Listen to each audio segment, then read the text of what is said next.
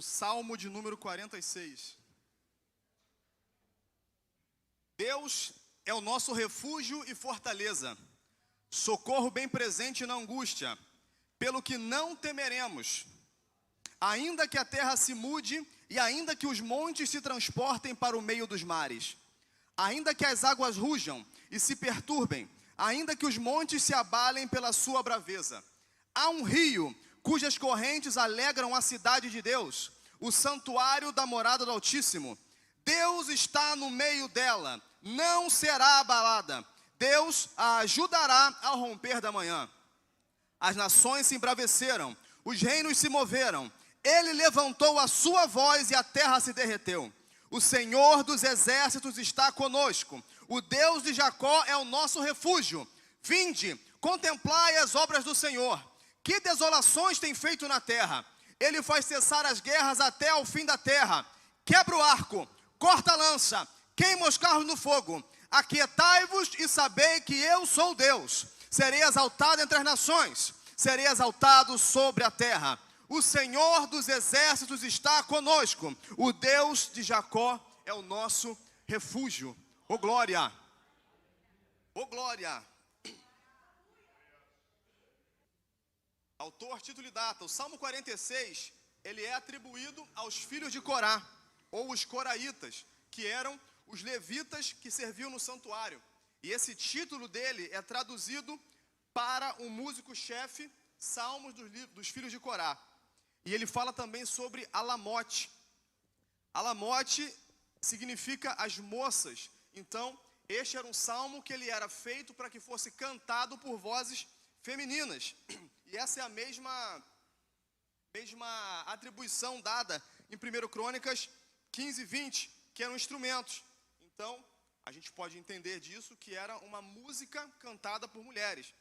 A data precisa, nós não sabemos exatamente, mas a gente consegue associar na história ao período de Lutero, porque o hino Castelo Forte ao Nosso Deus, ele foi baseado neste capítulo, neste salmo especificamente. Lembrando que salmo não tem capítulo, salmo é um conjunto completo. Então é salmo 1º, salmo 46, e o salmo também não tem versículo, tem versos histórico para a gente aqui. Classificação. O Salmo 46, ele consiste de 3 estrofes. Todas elas são terminadas por um selá. Em algumas traduções, por exemplo, a NVI traz pausa. E os versos 1º, 7º e verso 11 falam que Deus é o nosso refúgio. Os 3 repetem a mesma coisa. Ele é dividido então, como eu falei, em 3 estrofes. E a 2ª e a 3ª estrofes terminam com: o Senhor dos exércitos está conosco. O Deus de Jacó é o nosso refúgio. Muito provavelmente essa parte também estivesse ao final do 3º verso. Mas, ao longo do tempo, pode ter se perdido. Importante, quando nós estudamos os salmos, a gente precisa entender o que esse salmo significou para o povo no momento em que foi escrito, o que ele significou para os judeus na época em que o leram, e o que ele significa para nós hoje como igreja. Porque esse salmo ele foi escrito para ser cantado na época em que os judeus iam ao templo. Então ele tinha um significado diferente. Vamos analisar então as 3 partes desse salmo. A primeira parte, que é do verso 1 ao 3, falam de proteção. Fala da natureza em desordem. E o que a gente pode interpretar desse salmo? Quem Deus é e o que isso significa para nós. Deus é o nosso refúgio e fortaleza. E o que isso significa para nós? Não temeremos. Glória a Deus. Segunda parte, versos 4 ao 7. Presença. Há um rio, enfim, vai seguindo e diz: Jerusalém estava sob ataque. A gente entende então dessa segunda estrofe, onde Deus habita e o que isso significa para nós. Não seremos abalados. E a terceira estrofe fala do campo de batalha, é o poder de Deus em ação. Então a gente interpreta dessa terceira parte o que Deus fez e o que isso significa para nós. Não teremos que guerrear. Glória a Deus. Repetindo, para aqueles que gostam de anotar, aqueles que gostam de organizar na sua mente. Primeira parte, proteção, não temeremos. Segunda parte, presença, não seremos abalados. Terceira parte, poder, não teremos que guerrear. Obrigado. Nós não sabemos exatamente qual foi a ocasião em que o salmo foi composto, mas tudo indica que foi, como eu já disse, algo extraordinário, que o salmista viu que ia perecer, que o povo ia ser destruído, mas Deus interveio de maneira poderosa. Mas dois eventos históricos, pelo menos, se assemelham muito com essas características. O primeiro está em 2 Reis, capítulos 18 e 19, que falam da invasão de Senaqueribe e a Assíria ao reino de Judá, que é o reino do sul. Contexto histórico: Senaqueribe, reino da Assíria, já tinha destruído boa parte das cidades do reino do norte. Nós sabemos que o reinado após Davi veio Salomão. Após Salomão, o reino foi dividido em dois: reino do norte e reino do sul. Reino do norte, Israel; reino do sul, Judá. Capital do norte, Samaria; capital do sul, Jerusalém. Estou falando muito rápido, acho que eu estou, né? Estou um pouquinho rápido. Estou um pouquinho rápido. Volta. Desculpa, é que eu já estou pensando lá na frente, perdão. Verdade. Vou desacelerar, voltar para 1, que eu estou no 1,5, quase 2. Primeiro rei de Israel, Saul. Segundo rei, Davi. Após Davi veio seu filho Salomão. Agora está tranquilo, né? Após Davi veio Salomão. Após Salomão, o reino foi dividido em dois: reino do norte, reino do sul. O reino do norte, as 10 cidades do norte, ficaram conhecidas como Israel, e a sua capital era Samaria. Reino do sul, 2 cidades, ficou conhecido como Judá, e a sua capital era Jerusalém. No reino do norte, nenhum dos reis fez o que Deus aprovava. Você pode ver no livro de Crônicas e no livro de Reis. Nenhum deles fez o que era bom aos olhos do Senhor. No reino do sul, alternavam-se os reis que faziam algo que o Senhor gostava e outros que eram só coisa ruim. Enfim, o reino do norte, ele foi invadido pela Assíria. E a Assíria deportou pessoas do reino do norte. Sendo assim, o próximo alvo de ataque passou a ser o reino do sul, que era governado por Ezequias, pelo rei Ezequias. Ezequias não se submeteu às ordens de Senaqueribe. Sendo assim, Senaqueribe mandou uma carta de afronta a Judá, dizendo que o Deus de Ezequias não seria suficientemente poderoso para dar o livramento que o povo precisava.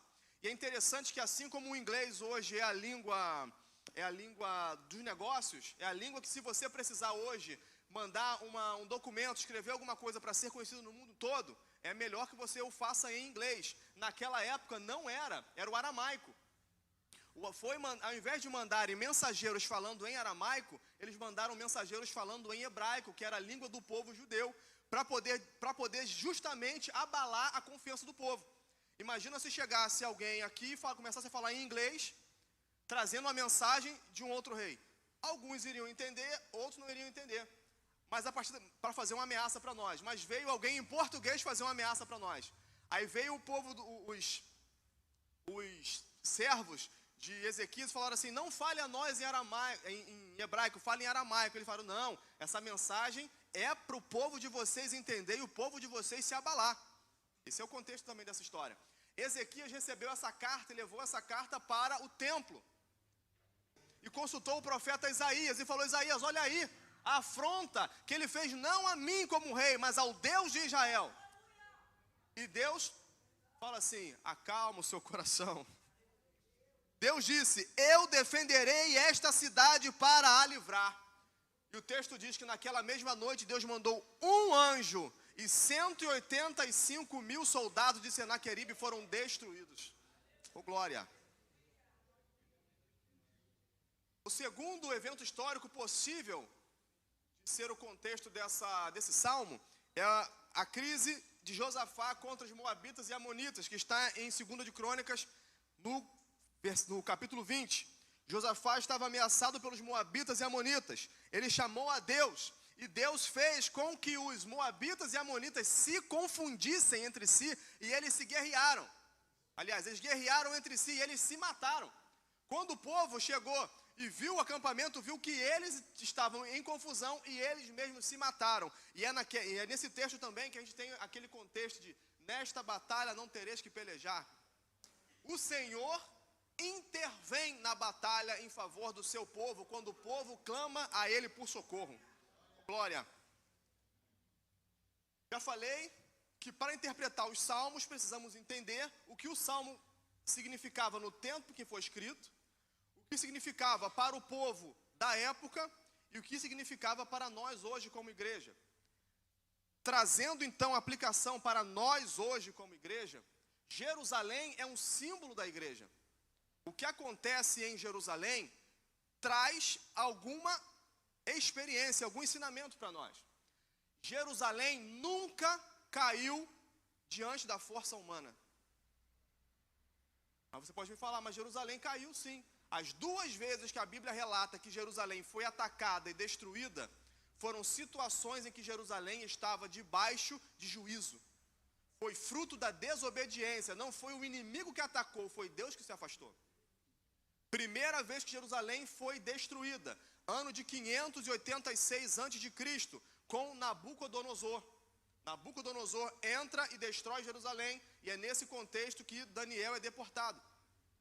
Segunda vez que Jerusalém é destruída, ano 70 depois de Cristo, com Tito.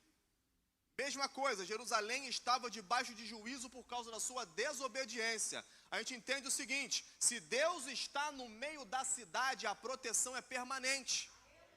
A única coisa que pode afastar a presença do nosso protetor é aquilo que faz separação entre Deus e os homens, que é pecado. Então o problema não é a presença do inimigo, o problema é a ausência de Deus. Porque se nós estamos debaixo de obediência, nós estamos debaixo da presença. E se a presença nos envolve, o inimigo é incapaz de tocar em nós sem a autorização daquele que não dorme, daquele que não se distrai e daquele que está conosco. Aleluia! Parte 1. Então, vamos entrar no texto. Quem Deus é e o que isso significa para nós. Verso 1. Deus é o nosso refúgio e a nossa fortaleza, auxílio sempre presente na adversidade. Eu coloquei aqui na NVI.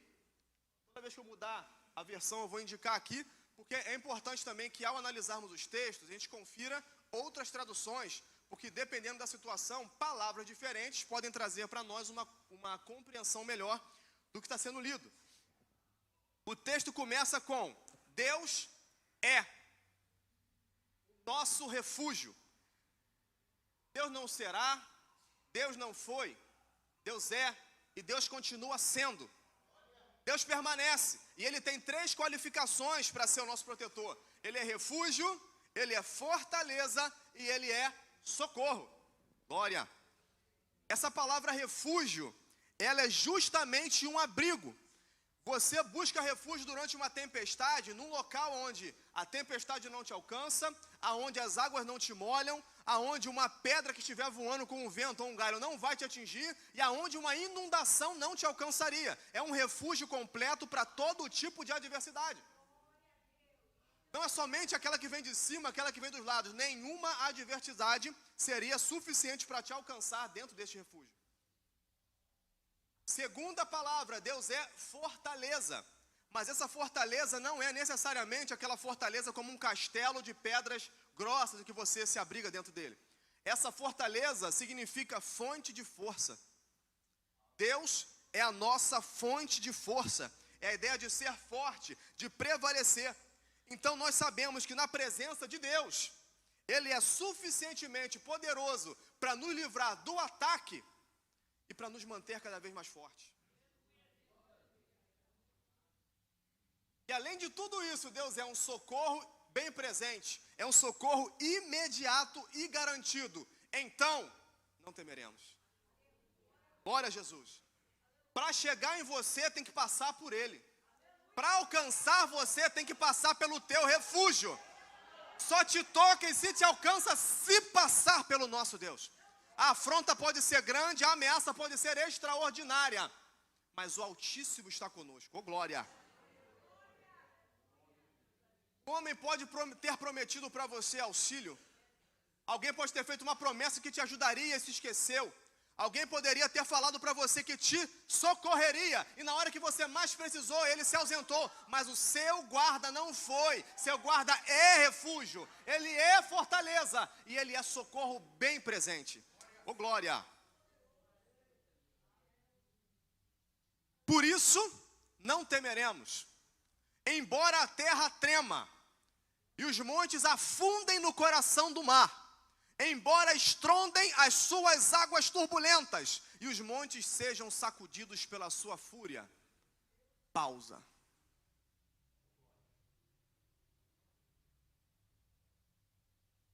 Eles estavam decididos a não temer. Eu não vou deixar o medo roubar a minha paz, porque o vento sopra lá fora, mas aqui dentro eu estou em segurança. Aleluia. Ainda que aconteça algo inesperado, você pode ver nessas palavras aqui, a terra, eu destaquei ali, a terra trema. Os montes que são e eram para o povo da época um símbolo de segurança, os que confiam no Senhor serão como os montes, são como os montes de Sião. Um monte era um símbolo de força, de algo inabalável, ainda que este item inabalável se movesse, as águas se tornassem turbulentas e fossem sacudidas pela sua fúria. Está tratando de uma calamidade inesperada. Ainda que aconteça algo que você não planejou, ainda que as coisas saiam diferente do seu planejado, ainda que os cenários sejam drasticamente alterados, ainda que o cenário mude, eu continuarei confiando. Oh, glória! Essa pode ser uma mensagem para você nessa manhã. O cenário pode até estar completamente diferente. Seria impossível que acontecesse e está acontecendo. Deus continua firme e fiel. Aleluia.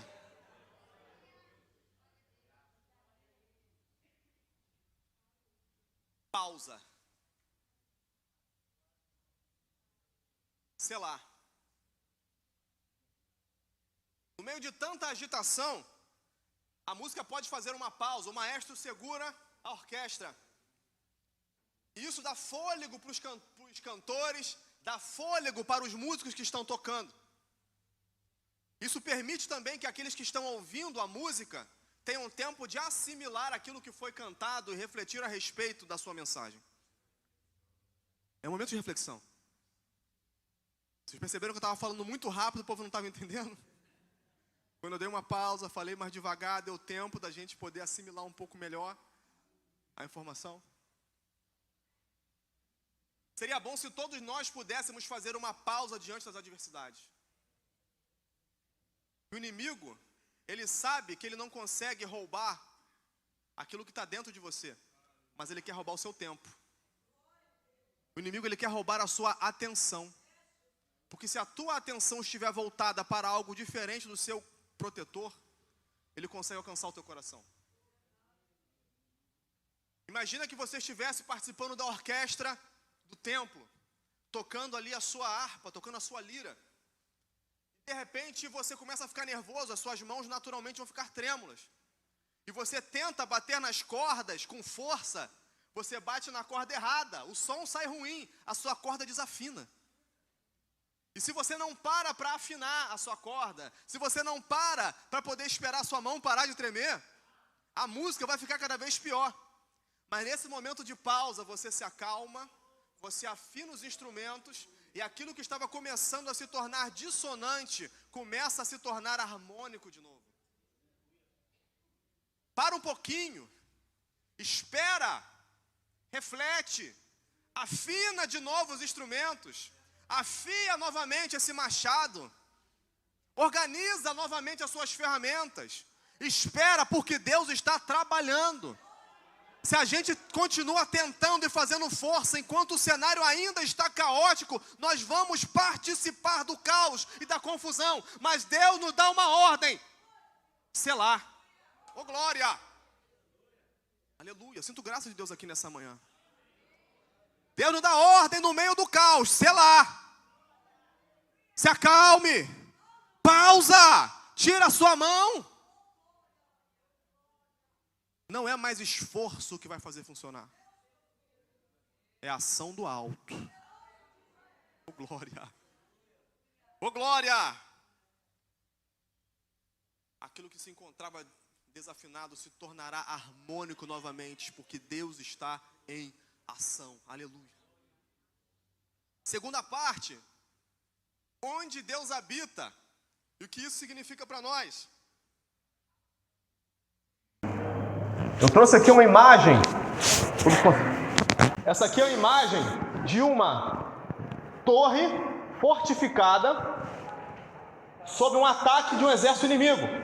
Aos que conseguirem enxergar, vão ver que tem uma carruagem forte aqui, homens guerreando com lanças e espadas, arqueiros e lanceiros no alto das muralhas, escadas de cerco sendo colocadas sobre a muralha. Você percebe aqui que essa escada ela foi empurrada, então os atacantes vão cair.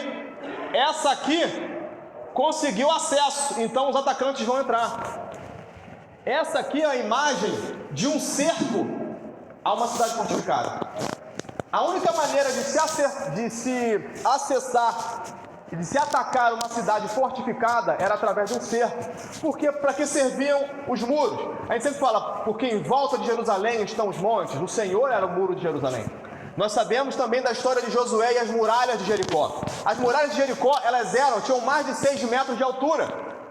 Além de caber uma casa, Raabe morava em cima do muro, cabia uma casa em cima do muro. Passava-se de carruagem em cima dos muros. Então você imagina por que isso acontecia? Para que o atacante não conseguisse entrar. Era tão alto o muro, era tão largo que ele não conseguiria derrubá-lo. Mas como que eu acessaria uma cidade fortificada? Eu precisaria fazer um cerco. Eu cortava o acesso da água para que o povo ficasse com sede. Geralmente as cidades eram próximas de rios, ou de pelo menos algum córrego, algum canal que trouxesse água. Você cortava o acesso da água, mas antes de cortar o acesso você jogava um animal morto na água. O que acontecia com isso? Você contaminava aquela água, e antes que a água parasse de chegar na cidade, as pessoas beberiam algo contaminado e ficariam doentes. Um doente, ele inativa mais soldados do que um morto. Para pensar nisso? Que numa batalha você está avançando em direção ao inimigo, se alguém morreu, você resgata depois. Agora, se alguém se feriu, você precisa parar para socorrer.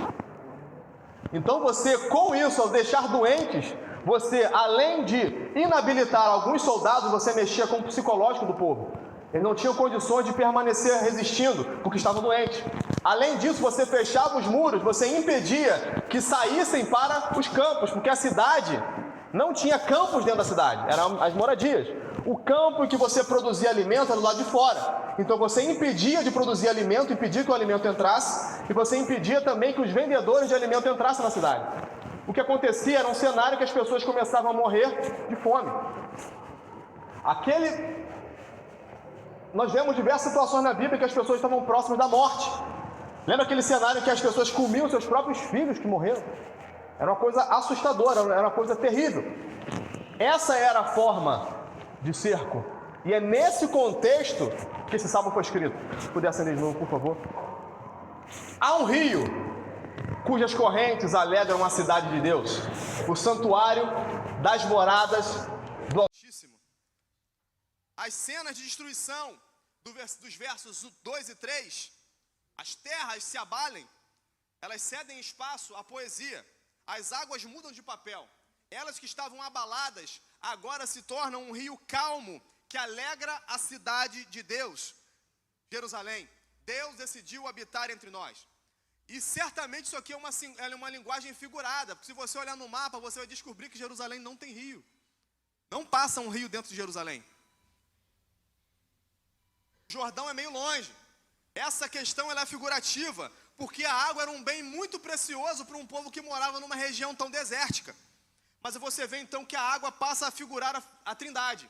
Deus é o rio. Jeremias 2,13. Meu povo cometeu 2 crimes. Eles me abandonaram, a mim, fonte de água viva, e cavaram suas próprias cisternas rachadas que não retêm água. O filho é um rio. Naquele dia uma fonte jorrará, Zacarias 13:1. Naquele dia uma fonte jorrará para os descendentes de Davi e para os habitantes de Jerusalém, a fim de purificá-los do pecado e da impureza. O Espírito é um rio. João 7:38. Quem crer em mim, como diz a Escritura, do seu interior fluirão rios de água viva. Esse rio também é uma figura da visão de Ezequiel, capítulo 4, versículo 7. Águas que brotavam do santuário, e elas seguiam por toda a terra. E por onde este rio passava, ele trazia paz. Aonde esse rio passava, ele trazia vida. Rio de paz de Deus para o povo. Lembrando que Jerusalém também tem esse nome, Jerusalém. Meu Deus é paz, ou glória.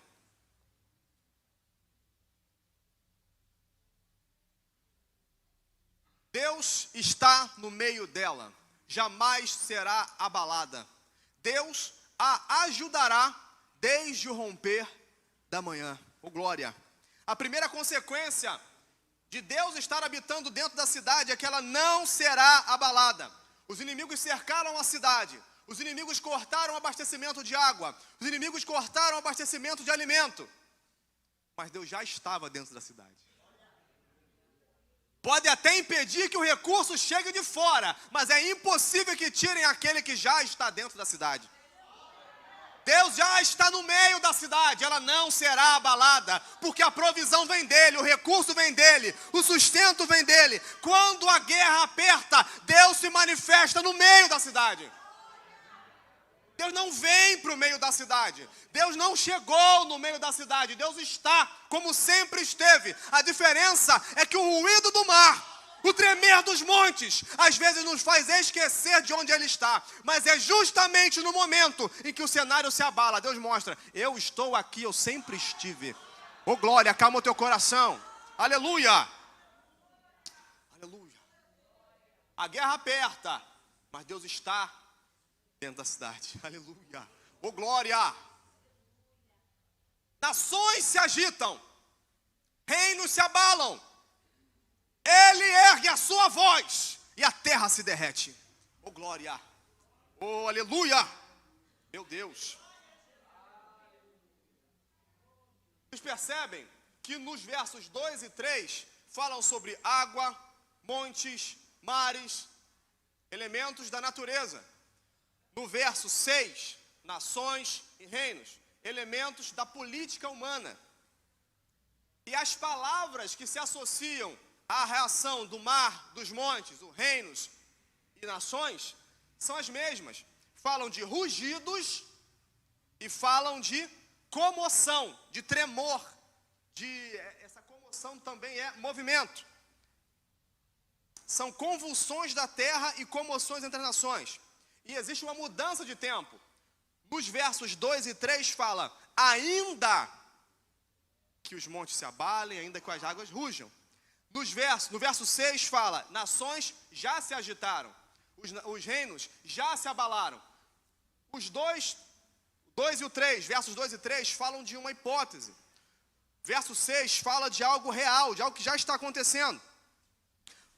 As nações rugem, fazem a sua voz soar como a de um leão. Te lembra alguém que também tenta soar como voz de leão? O inimigo ruge como leão.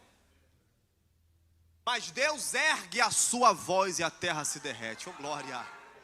Oh glória!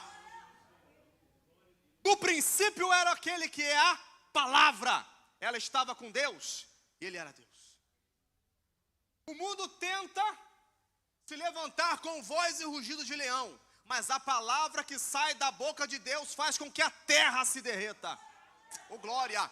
Deus já nos deu a ferramenta necessária para fazermos afronta aos nossos inimigos. Eles podem se levantar e bradar com voz de leão. Nós temos a palavra que se levanta e o reino se derrete. Oh glória! Responda à afronta com a palavra. Não permita que o rugido das nações seja mais alto que a palavra do nosso Deus. A afronta pode se levantar. É nessa hora que você fala aquilo que declara a palavra. Na sua vida, na sua família, na sua história, não vale o rugido das nações. Ô glória!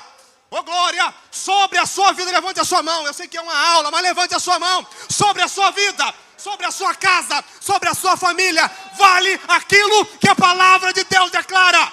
Ô glória! Ô glória! Levante-se, erga-se e declare a palavra. Ô glória! Aleluia! Ô glória! O inimigo vai tentar rugir como um leão, mas você tem o leão da tribo de Judá a seu favor. Ô Jesus! Não concorde com a palavra do inimigo, nem se atreva a repeti-las. Apenas declare aquilo que a palavra já falou a seu respeito. Chame a palavra viva para dentro da sua guerra. Ô glória! Ô Jesus! Aleluia!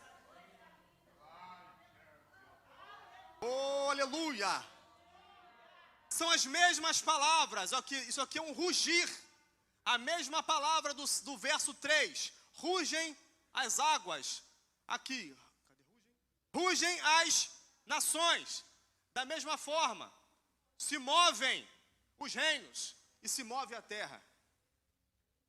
O inimigo vai tentar atuar tanto no mundo geográfico, quanto no mundo político, quanto no mundo espiritual. Mas a palavra que sai da boca do nosso Deus é suficiente para fazer movimentos no céu, na terra e debaixo da terra. Seja em qual esfera for, seja em qual nível for, a palavra de Deus é suficiente para fazer com que aquilo que estava, oh glória, para aquilo que estava agitado, se acalme e se aquiete. Jesus fala mar, Jesus declara ao vento, Jesus que manda se acalmar, aleluia. Glória. Meu Jesus. Tá para a aula, senão vira pregação. O Senhor dos exércitos está conosco. O Deus de Jacó é o nosso refúgio. Pausa. Declare a palavra e descansa. Oh glória. Vou falar de novo com calma. Declare a palavra e descansa. Guerreia pela palavra e acalma o seu coração. Chama o Altíssimo para dentro da tua guerra e acalma o teu coração. Oh, glória. Porque o Senhor dos exércitos está conosco. O Senhor, o Deus de Jacó, é o nosso refúgio. Pausa. Pausa. Calma. Para aí. Sossega. Oh, glória. Oh, glória. Deus continua agindo. É você que tem que parar. Glória. Às vezes Deus não age, porque a gente está com a mão ainda, segurando ferramentas, empunhando espadas. Oh, glória. Veio uma imagem na minha mente, estamos tentando cortar árvores com machados sem fio, fazendo cada vez mais força e cada vez menos resultado. O Senhor te fala, calma, deixa eu agir. E enquanto eu estou agindo, você recupera suas forças, você afia suas ferramentas, você afina seus instrumentos. Oh glória, oh glória, oh glória. No exército a gente aprende que quando a gente precisa se orientar, quando as coisas estão desorientadas, a primeira coisa que eles falam, se assenta e se alimenta. Porque enquanto você está com fome, está com sede, está cansado, você vai tomar decisões ruins. E é justamente isso que Deus está falando. Você está guerreando, você não está à toa, você não está parado. Eu estou vendo que a guerra está forte, mas deixa que eu guerreie no teu lugar. Se assenta um pouquinho, se alimenta um pouquinho, acalma o teu coração um pouquinho. Oh glória, meu Jesus. Vamos agora para a terceira parte, o que Deus fez, o que isso significa para nós. Venham, vejam as obras do Senhor. Sinta a glória de Deus aqui, aleluia. Seus feitos estarrecedores sobre a terra, aleluia. Aqui é como se alguém estivesse olhando para um campo após uma batalha. E é um negócio tão grande, tão assustador, que eu te contar vai ficar difícil. Vem ver. Vem dar uma olhada, que se eu te falar, tu não vai acreditar. Vem aqui ver o que Deus já fez. Aleluia! Os primeiros ouvintes eram justamente os judeus. E eles foram convidados ao ver que Deus fez assolações, que Deus pôs fim às guerras e que Deus derrotou os inimigos. Mais uma vez, o Salmo 46 está falando de contrastes. Porque enquanto os versos 2 e 3 falam de algo catastrófico, como eu já falei antes, e depois vem a imagem de um rio purificador, agora surge em cena o Deus dos exércitos vitorioso. O Senhor nos coloca também no coração nessa manhã, para a gente procurar a expressão do que Deus está fazendo hoje. Deus já está agindo. Deus já fez muita coisa. Então, tira os seus olhos das águas agitadas, dos montes abalados, e coloque a sua atenção e os seus olhos naquilo que Deus já fez e naquilo que Deus está fazendo. Deus está fazendo desolações na terra. Oh, aleluia! Ele faz, não é ação humana. Está falando aqui. Deixa eu mudar o verso. Deus tem feito na terra. Deus faz, não é a ação humana. Não é o médico que vai fazer o que você precisa que seja feito. Não é o advogado, não está na mão do juiz, não está na mão do político, não está na mão do promotor. Não é a ONU que vai intervir nessa guerra. Não é o tratado, a OTAN que vai chegar e vai mandar parar a guerra. Deus faz cessar a guerra. Quebra o arco, corta a lança. Sabemos, já cantamos até um hino, ele livra do arco de longe, ele livra da lança de perto. Deus livra do ataque distante, Deus livra do ataque próximo. E ele faz cessar as guerras até o fim da terra. Quebra o arco, corta a lança e queima os carros no fogo. Um carro de guerra era uma ferramenta que trazia uma vantagem estratégica muito grande. Um carro de guerra, ele era muito pesado. Então, quando ele passava no meio do exército inimigo, ele atropelava, ele quebrava ossos, ele tinha várias pontas. Então, ao mesmo tempo que ele atropelava, que ele quebrava ossos, ele também cortava. E era um negócio assustador, porque ele vinha muito rápido. Então, aonde ele passava, ele deixava um rastro de destruição. Quem tinha um carro de guerra era rico, porque era caro. Os cavalos de guerra eram cavalos caros. As ferramentas de guerra eram ferramentas caras. Senaqueribe, quando afronta Ezequias, ele fala: meu exército é tão poderoso que eu vou fazer o seguinte, eu vou nivelar a guerra. Eu te dou 2.000 carros, se você tiver 2.000 cavaleiros para montar esses carros. Imagina que afronta. Só para não chegar destruindo tudo, eu vou te dar 2.000 carros, para o negócio ficar menos injusto, para não parecer que foi passeio. Foi uma afronta muito grave. Mas o texto diz que Deus queima os carros no fogo. Oh, glória! Esse costume de queimar ferramentas do exército inimigo tinha a função de impedir que viesse a ser usado de novo. Pegou a referência? Deus não só destrói, como Ele impede que seja usado novamente contra você. Deus não só quebra o arco, Deus não só corta a lança, Ele queima os carros com fogo. E de onde essa afronta veio, e de onde essa ameaça vinha, essa ameaça não poderá surgir novamente, porque Deus destruiu, e Deus impediu que se levante, oh glória, até virar pó, até virar cinza. Deus já interveio na guerra. Aquietai-vos e sabei que eu sou Deus. Serei exaltado entre as nações, serei exaltado na terra. É Deus falando com o seu povo. Se aquieta, mais uma vez. Fica calmo de novo. Deus fala para lançar para baixo. É o sentido de não fazer esforço. É aqui, igual eu falei no início, o contexto é o que Deus fez. E o que isso significa para nós? Nós não precisaremos pelejar. É como está em Êxodo 14:13. Fique parado e veja a salvação do seu Deus.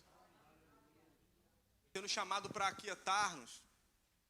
Mas ficar quieto não é ficar inerte. Ficar quieto não é ficar parado sem fazer coisa alguma. Já é, pela terceira vez eu uso a mesma imagem para que a gente possa massificar essa informação. Ficar quieto não é ficar de braços cruzados. Ficar quieto é você não intervir naquilo que Deus está fazendo, enquanto você se recupera da batalha. E você se prepara para novas guerras. Ficar quieto, nesse momento você descansa, você se alimenta, você cuida das feridas, você trata dos seus, você afina instrumentos, você afia ferramentas, você conserta equipamentos quebrados, enquanto você está quieto. É importante falar sobre isso, porque Deus peleja por nós, mas em nenhum momento fala que nós não estaremos no cenário da batalha. A gente pode não participar direto da guerra, mas o texto fala que o povo foi para a batalha. O problema é que às vezes a gente fica esperando, eu me coloco nisso também, a gente fica esperando uma intervenção divina, sem fazer nada. Sem preparo algum da minha parte. Sem eu me preocupar tanto em ir, quanto com o que acontece após. Mas enquanto Deus peleja, a gente se recupera. Da sua casa, você cuida dos seus, porque Deus está trabalhando. Verso 11. O Senhor dos exércitos está conosco. O Deus de Jacó é o nosso refúgio. Pausa. Terceira vez que isso é dito. O crente precisa se lembrar quem Deus é. Precisa se lembrar aonde Ele habita. E se lembrar o que Ele já fez. E o que isso significa para nós. E essa é a nossa razão para manter a calma. Porque o Senhor dos exércitos, é interessante lembrar que eu já falei no início. Vocês perceberam? Deus é o nosso refúgio. Foi falado no verso 1, no verso 3, verso 6, aliás, 1, 7 e 11. Deus está no início. Deus é refúgio no meio da guerra. E Deus continua sendo o refúgio ao final da guerra. A batalha não afasta a presença do seu Deus. A sua força pode parecer diminuir, mas o seu refúgio e a sua fortaleza continuam sendo o seu Deus. Terceira vez que é dito, Deus é o nosso refúgio. Deus estava no início, Deus está no meio e Deus permanece. Obrigado, pastor. Deus permanece no final. O Senhor dos exércitos está conosco. Deus está conosco, não seremos abalados. Eu não sei qual é a guerra que você enfrenta. Eu não sei qual foi o tamanho da afronta que o inimigo fez a você. Eu não sei a quantidade de carros e cavalos, de arcos e flechas que ele tem, e lanças. Mas o Deus que quebra o arco, corta a lança, destrói carros, e é como um rio, Ele está no meio de nós. E nós não seremos abalados. Deus te abençoe. Obrigado.